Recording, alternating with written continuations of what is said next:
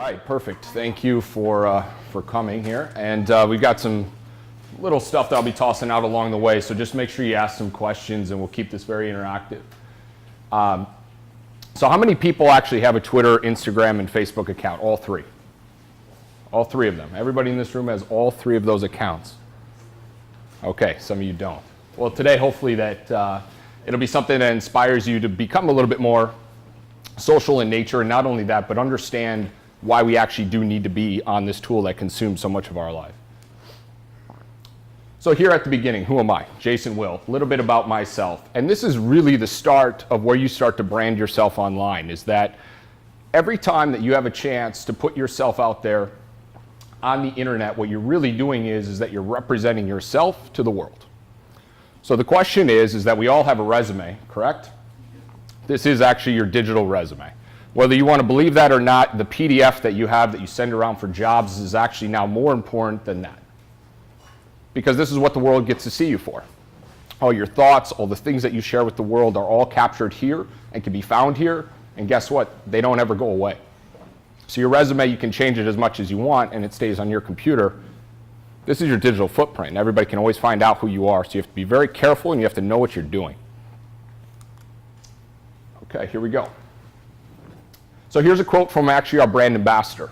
And if it doesn't make sense in the real world, then it won't make sense in the digital world. Anybody have any idea what that means? Go ahead.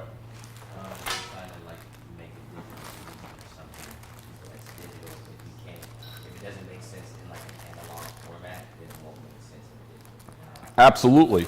And on top of that, even more so, we get into the situation where if you pass somebody on the street and they say, "Hi, how are you doing?" Do you just look at them, don't say anything, and walk away?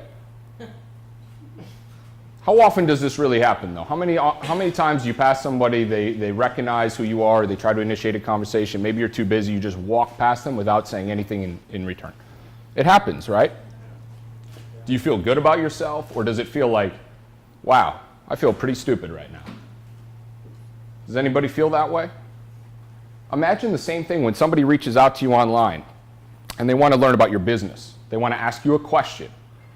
And if you don't respond, it's the same thing as me passing you on the street saying something, you don't reply to what I'm saying. You have to treat social media like that. It's a conversation between two people, and both people need to give people equal respect and understand that it's a conversation. It just happens to be that that conversation's online. That makes sense to everybody? Okay, cool. One more thing about that is that most businesses, especially if you're running a company account online, it is now the new form of customer service. So think about it that way. Whether you're receiving an email to a support email, somebody's calling you on the phone, or somebody's tweeting or sending you an Instagram message, it's the exact same thing. And people expect the exact same level of respect and communication across all those channels. It's not different. So this concept of give, give, give. Anybody have any idea what I'm trying to get at with this? Go ahead. This is absolutely it. So typically, once every couple months, I'll put something up here. Well, I'll try to interact with all brand new people I've never interacted with before, and just start giving to random people, and hopefully inspire other people to do the same.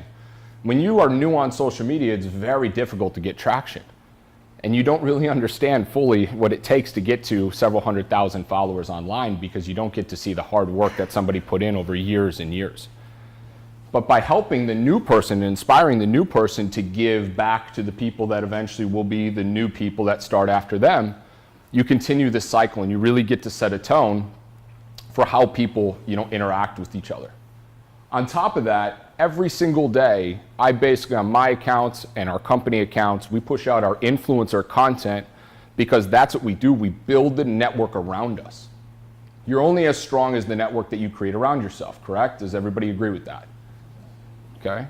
So with that being said, if you strengthen the network around you and you're building a community of these like-minded individuals who continuously share each other's content, now what you start to do is build this monster of a community. Right? The more powerful these people are around you, the more powerful that you actually become. So if you think about this concept here around automating across platforms, I see this all the time. This is the quickest way to find out if somebody has no clue what they're doing online. And as a result, a lot of people will not interact with you as a result.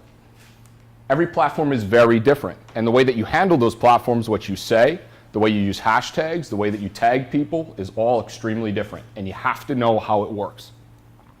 There are some tools that definitely help with this, but it will never replace that interaction that we talked about earlier, which is that respect. When somebody reaches out to you, you can't send an automated response that says, "Thank you so much, crowdfire." Okay, this does not feel personal. It doesn't feel like they can connect with you. You've got to make sure that that voice is authentic, whether or not that it comes from the help of one of these tools that helps automate some things, but you always have to reply to people with yourself, right? So that part always has to be manual.